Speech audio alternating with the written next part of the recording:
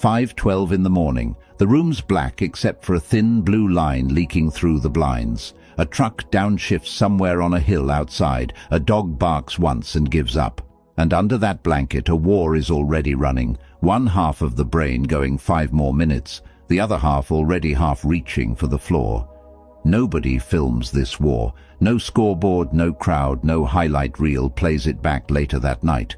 But this exact moment, repeated for years without anyone watching, is the whole reason some people end up building empires and other people end up building excuses. Marcus Aurelius said, "When you arise in the morning, think of what a precious privilege it is to be alive, to breathe, to think, to enjoy, to love." He wrote that to himself, not to an audience, not for a quote graphic. It's a warning he needed on the mornings his own mind wanted the blanket more than the day. Mental strength isn't built in a crisis. It's not the movie moment where everything collapses and a character stands up in slow motion while the music swells. That's fiction, and it's a comforting one because it lets people off the hook for the boring part. The real thing gets built at 5:12 a.m. alone, with nothing at stake but your own opinion of yourself. That's the actual battlefield. Almost nobody trains there on purpose. Most people treat the morning like a hallway they walk through to get to the real day. The people who separate themselves from everyone else treat it as the whole game, played before anyone else is even awake to notice. There's a practical reason the morning carries this much weight beyond the symbolism. Your willpower and self-control run on a limited daily supply. And that supply gets spent down by every decision, every interruption, every small frustration you absorb across the day. By evening, most people are running on fumes, which is exactly why late-night decisions, what to eat, what to say in an argument, whether to give up on something, tend to be the worst ones anyone makes.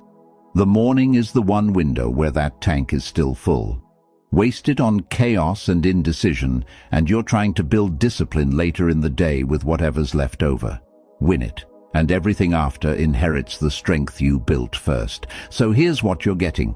7 pieces pulled from Stoic philosophy and built to survive contact with an actual alarm clock, not a wellness poster. Wake, silence, thought, judgment, control, discomfort, close. Each one leans on the one before it. Pull a piece out and the rest gets shaky. Before we go, 3 quick things. Like the video, it tells this channel to keep making things worth your 15 minutes instead of wasting them. Drop a comment, 1 word is plenty. You'll know which word by the end of this section. And subscribe, because this channel is built for people who are finished arguing with their own alarm clock. Last thing, and it actually matters, don't skip ahead. Each part sets up the next one, and skipping breaks the mechanism the whole system depends on. Nobody's coming to force you out of that bed. Nobody's coming to hold your hand through this. Good. That's exactly how it should be, because the version of you that shows up alone at 5 a.m. with no audience, that's the only version anyone can actually trust. Start where every disciplined life actually starts. Not a goal, not a vision board, the alarm. Number 1, wake up by discipline, not mood. People who build something real share one unglamorous habit. They don't wait to feel like it. Motivation is weather, not a foundation. Some mornings you're sharp. Some mornings you feel like a towel somebody wrung out and forgot about. Wait for the sharp feeling before your feet hit the floor, and you've handed your whole life over to your nervous system, which has never once cared about your deadlines. Zeno of Citium built Stoicism on one blunt idea. Virtue is a matter of will, trained through repetition, never a feeling that shows up on a schedule convenient to you.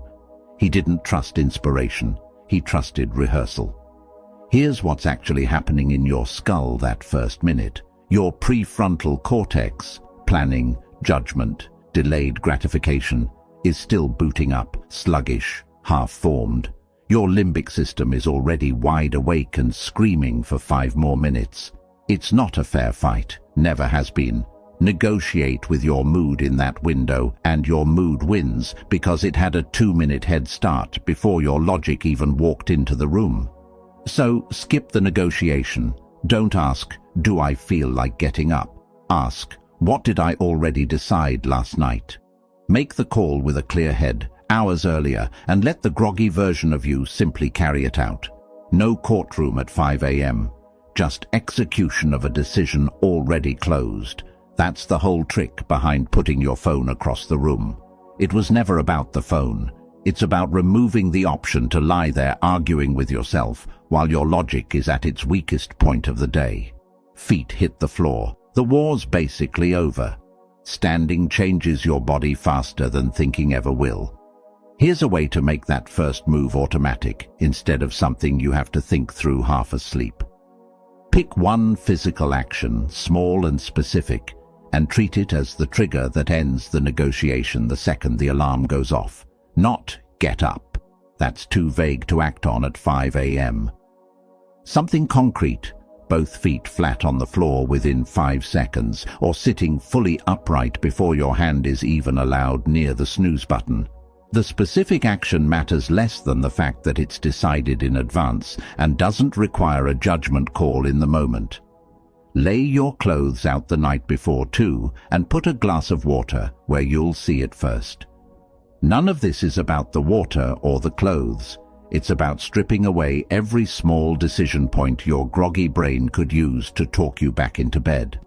One detail worth remembering: decisions made on low sleep, low blood sugar, or high emotion tend to be weaker and more short-term than decisions made in advance. I'll decide how I feel when I wake up.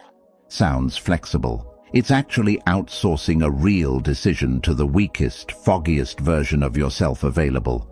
Discipline here isn't punishment, it's protection. For the version of you with goals and people counting on him, from the half-conscious version who only wants warmth. Every morning you pick discipline over mood. You're casting a small, unwitnessed vote for who you're actually trying to become. Win this fight in the first 60 seconds and the whole day owes you nothing. Lose it, and you're playing defense before you've even brushed your teeth. Make the call now. Feet on the floor, no negotiation. I want you to drop this affirmation in the comments. I move first. Number 2. Win the first minutes in silence. Most people wake up and reach for a phone before their eyes finish adjusting. Notifications, headlines, someone else's opinion, someone else's emergency. All of it lands before that person has had one single original thought of their own. That's not a minor habit. That's handing the most valuable real estate of the day to strangers and an algorithm that's never once had your interests in mind. Seneca wrote to his friend Lucilius that nothing damages a mind faster than constantly plugging it into other people's noise, because a mind that never sits with itself never learns to think on its own terms. He wasn't talking about phones. This was 2,000 years before anyone imagined a screen small enough to fit a palm. The warning still lands, almost too well. Silence in the morning isn't mystical, it's mechanical. 10 or 20 unclaimed minutes before any input arrives gives your brain a rare shot at settling into its own baseline instead of reacting to somebody else's agenda first. Athletes call it finding rhythm before the whistle. Soldiers call it situational awareness before the mission. The Stoics had a word for it too: prosoche, attention turned inward on purpose, before the day gets to yank it outward without asking. Doesn't need to be long either. A few minutes with coffee and genuinely nothing else can shift the tone of an entire day. Now put that next to the person who wakes up and immediately absorbs an internet argument, a stressful email, bad news from a time zone they've never visited, all before their own first conscious thought shows up. Whose morning is standing on steadier ground by 7 a.m.? If just sit in silence feels too open-ended to actually stick with, give the window a light shape instead of leaving it totally blank. Stretch for 2 minutes. Look out a window at something that isn't a screen. Write one line about what today needs from you, nothing more elaborate than that. The point isn't the specific activity. The point is that every one of those options keeps the input coming from inside you instead of from a server somewhere. Even a short, structured version of this beats an unstructured scroll every single time because it still protects the one thing that matters, your own first thought, arriving before anyone else's. There's a deeper cost buried in this, easy to miss until someone points it out. Every voice let in during those first minutes plants an agenda that was never yours. A headline plants anxiety about something you can't touch before breakfast. A message plants obligation before you've decided what today's even supposed to be about. By the time you sit down to your own actual work, you're not running your own priorities anymore. You're reacting to everyone else's all day without ever noticing the handoff happened.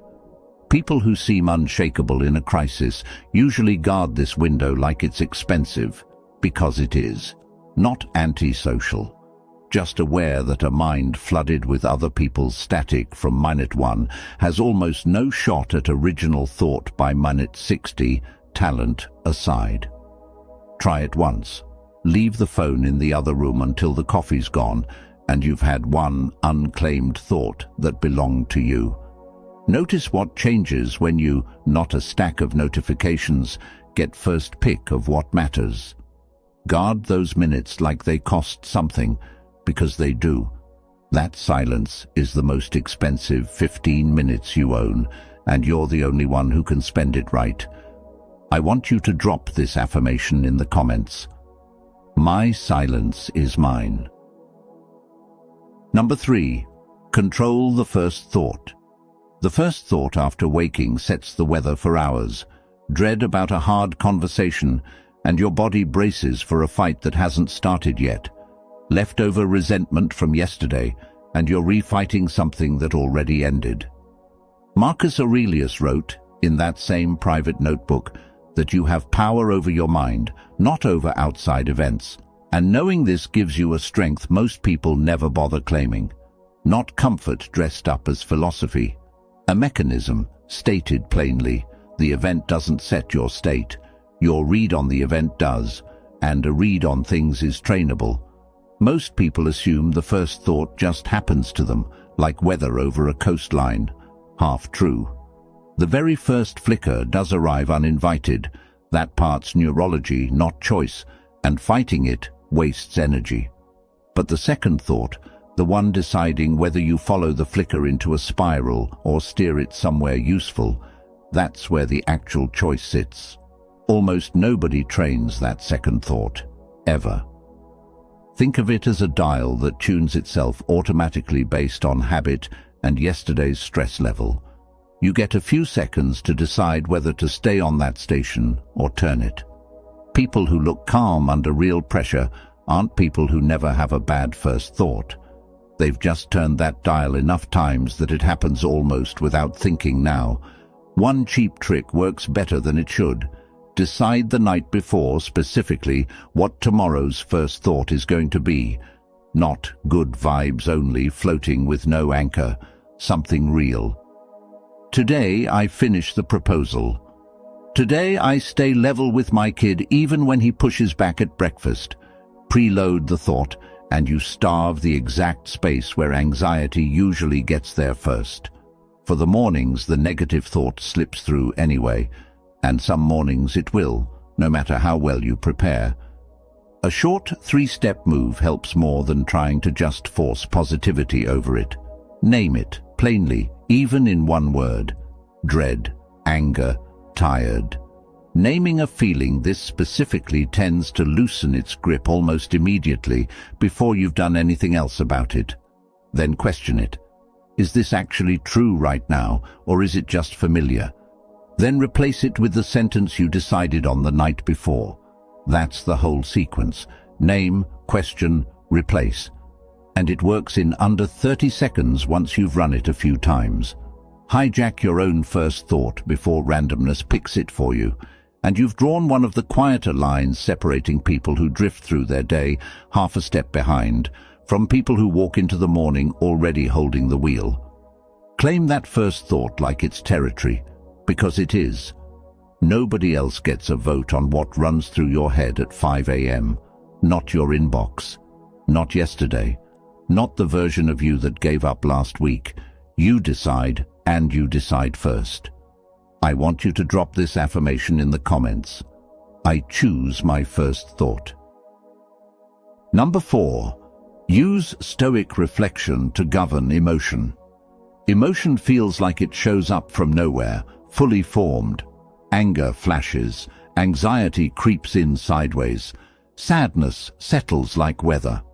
The Stoics made a claim about this that holds up shockingly well under modern scrutiny. Emotion isn't a raw, unfiltered reaction to the world. It's the output of a judgment, made so fast you never catch it happening. Chrysippus, who spent his career formalizing Stoic theory after Zeno's death, argued that a passion is really a mistaken judgment about what matters, held with more conviction than it deserves. Fear, in his framework, isn't caused by the danger itself. It's caused by the belief that the danger can't be survived.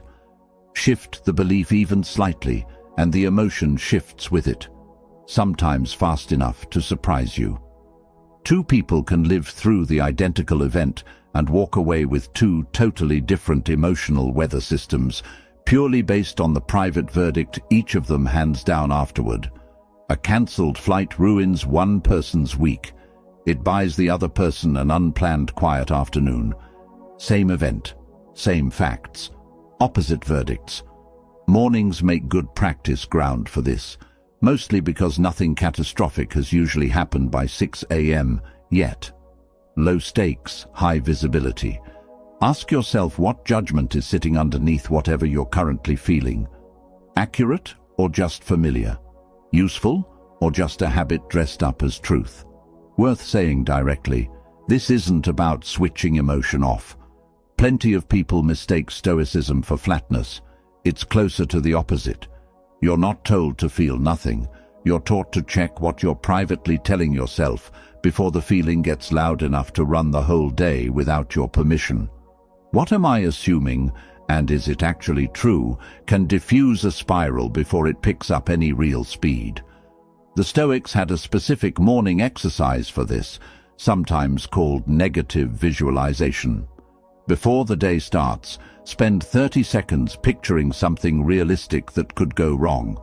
A delay, a difficult client, a piece of criticism, and picturing yourself handling it without falling apart.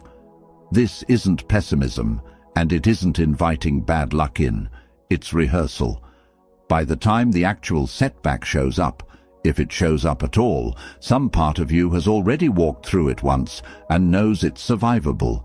People who skip this step tend to meet the first real problem of the day as if it's a personal insult. People who've rehearsed it tend to just deal with it and move on. People who get even a rough version of this down early tend to carry a strange steadiness into everything else. Not because nothing bothers them, because they've practiced separating the event from the story about the event, and that gap is where the actual control lives. Build that gap wide, and build it now, before life hands you a reason it actually matters. The day something big tries to knock you flat, this is the muscle that decides whether you go down with it or stay standing. Number 5. Focus only on what is under your control. Cato the Younger made a career out of infuriating people in the Roman Senate with a kind of stubborn calm nobody could rattle. Not because he ignored the chaos around him, he drew a hard line daily between what belonged to him and what didn't, and he defended that line without apologizing for it, no matter how loud the room got. This is the most repeated idea in Stoic philosophy, for one simple reason: it works, and almost nobody applies it with any real discipline. Every morning hands you a mixed bag. Some of it's yours: effort, attitude, honesty, the next hour's choices. Some of it never was: other people's opinions of you, traffic, the outcome of a decision already out of your hands, the market, a stranger's mood. Most people burn energy across both piles roughly equally without ever noticing the split, which means half their fuel for the day goes toward things they never had leverage over. Draw the line early instead and redirect anything on the wrong side of it before it eats your focus. Try this before you even leave the house. Split what's bothering you into 2 columns. 1. What can I actually act on? 2. What am I carrying for no reason? Column 2 usually runs longer than expected, and just seeing that gap on paper does something willpower alone rarely manages. Makes the noise visible enough to finally set down. To make the split less abstract, run a real morning through it. Say you're anxious about a meeting later, worried about a co-worker's opinion of you, and annoyed about traffic you haven't hit yet. Column 1 gets exactly 1 entry, how you prepare for the meeting and how you carry yourself in it. Everything else, the co-worker's opinion, the traffic, whether the client likes the pitch, belongs in column 2, because none of it is yours to decide no matter how much energy you spend on it. Cross column 2 off the page entirely once you've written it down. You're not ignoring it. You're refusing to pay rent on space in your head that was never yours to begin with. This isn't resignation, and it isn't indifference. It's precision. Nobody's telling you to stop caring about outcomes. You're being told to stop spending finite energy pretending you have leverage over things that were never yours to move. Redirect that energy toward the column you actually control, and it compounds, a week, then a month, and the gap between someone scattering their attention and someone guarding it becomes visible to everyone around them. Guard that line like your whole future is standing behind it. It is. Every ounce of energy you claw back from things that were never yours goes straight into the one thing that actually moves your life forward, you. I want you to drop this affirmation in the comments. I guard what's mine. Number 6. Train discomfort on purpose. Musonius Rufus pushed his students toward voluntary hardship, cold, hunger, hard physical effort, not for the taste of suffering, but because comfort left unchallenged quietly wears down the exact strength a person needs on the day it actually counts. A mind that never practices discomfort on its own terms folds fast the moment discomfort shows up uninvited. Take the cold shower cliché. Underneath the meme, there's something real. It was never about hygiene. It's about proving something small to yourself before the day gets a chance to test you with something bigger. Every nerve screaming to get out, and you stay another 30 seconds anyway. That 30 seconds isn't about the water, it's rehearsal. Discomfort tolerance isn't fixed. It trains like a muscle, and it seems to carry across contexts further than people expect. Someone who's practiced staying inside a rough physical moment on purpose tends to handle a hard conversation, a financial gut punch, or a public failure with more composure than someone who's never chosen difficulty voluntarily. The nervous system learns one lesson from repeated exposure. This is survivable, and it passes. That lesson doesn't stay in the shower. Picture 2 distance runners. One trains only in perfect conditions, ideal temperature, dry footing, plenty of rest, and falls apart the moment race day brings wind or a cramp nobody planned for. The other has logged miles in the rain, on tired legs, on mornings that felt genuinely miserable. Race day discomfort, when it comes, is familiar territory instead of a threat. The discomfort didn't shrink. The runner's relationship to it changed because it got rehearsed long before it counted. A life engineered for constant ease, climate control everywhere, food in seconds, boredom solved the second it appears, isn't evil on its own. But zero friction produces a person who's never practiced tolerating friction. And the first time real friction lands uninvited, it hits like a shock nobody trained for. You don't need an extreme version of this to get the benefit, and it's worth starting smaller than you think. A cold shower for the last 30 seconds instead of the whole thing. A workout scheduled before you feel ready for it, not after you've talked yourself into feeling motivated. Waiting an extra 10 minutes before checking your phone when you're bored, instead of reaching for it, the second boredom shows up.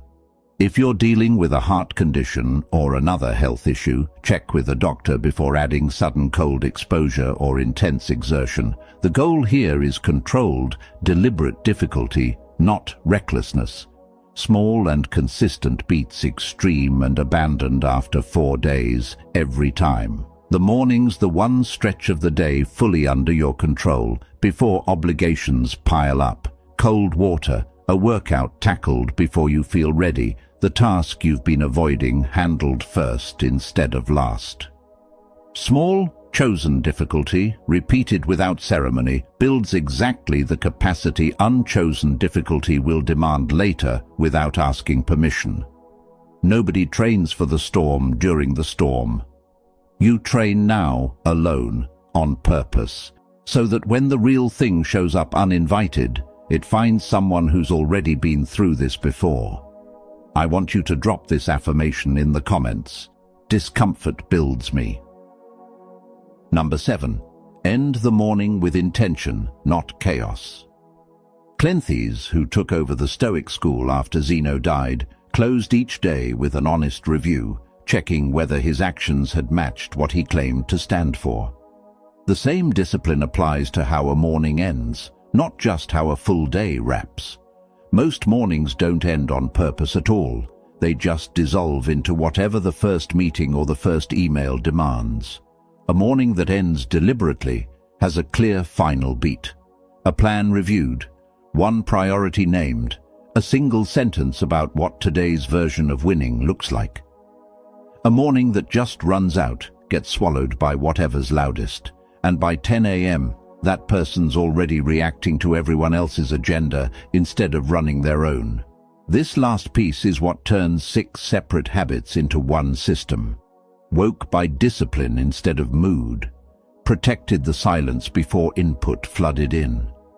Chose the first thought on purpose. Checked the judgment underneath the emotion. Drew a hard line around what's actually yours. Trained a small dose of discomfort on purpose. Now, before the world gets its first claim on your attention, close the loop. Say out loud or write down exactly what winning looks like today. 60 seconds does it. One sentence. Today, winning looks like finishing the report and staying calm with my team, even if they push back. That's the whole exercise, but it works like a compass needle. Every time the day tries to pull you sideways, you've got something concrete to check yourself against, instead of drifting toward whatever's shouting loudest. If you want a slightly fuller version of this ritual, pair it with a 10-second glance backward before you look forward. Ask what yesterday actually taught you, one honest sentence before you set today's intention.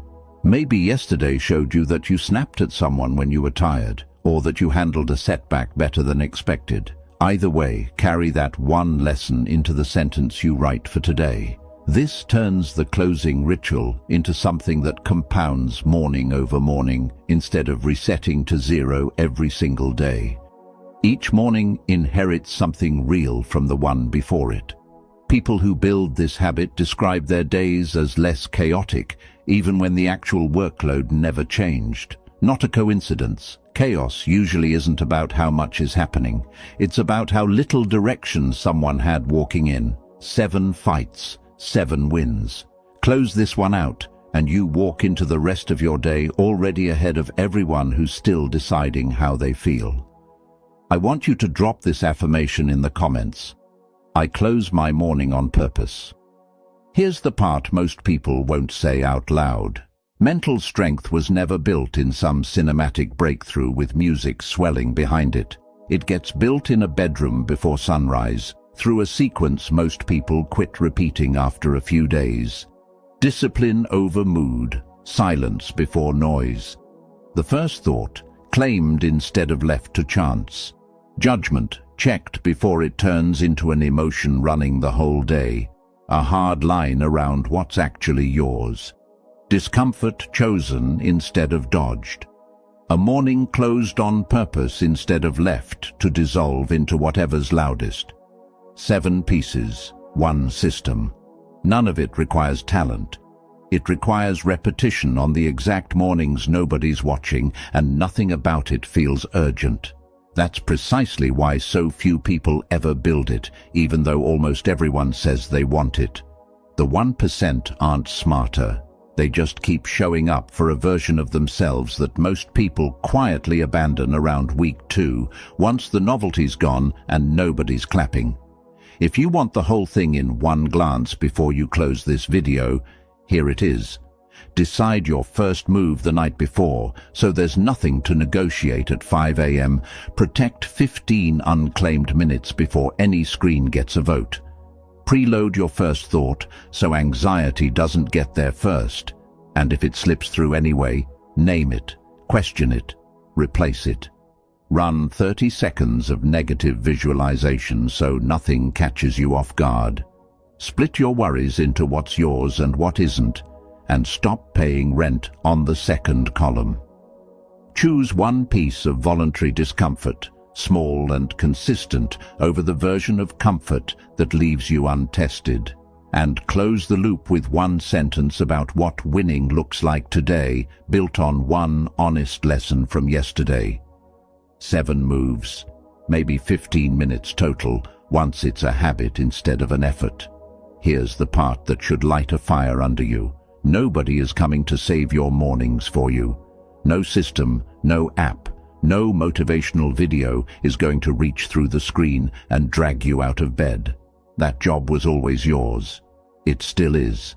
And the second you stop waiting for permission to start acting like the person you say you want to become, this whole thing stops being theory and starts being your actual life.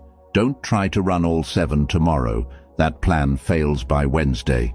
Pick one, run it for a week, imperfectly if you have to. Stack the next one on once the first one feels steady. That's how the armor actually gets built. Not overnight, one deliberate morning at a time, long after it stops feeling new, long after anyone's watching, long after it should have been easy to quit. This is the line. Most people will watch this, nod, and change nothing tomorrow morning. You don't have to be most people. You already know that, or you wouldn't have made it this far. So prove it. Not to me, not to the comments section, to yourself at 5 a.m. when nobody else is awake to see you do it. If this landed, hit like before you close the tab. Drop a comment with which of these 7 you're starting tomorrow. Share it with someone who needs to hear it today. And subscribe. This is exactly the work this channel is built around, one honest morning at a time.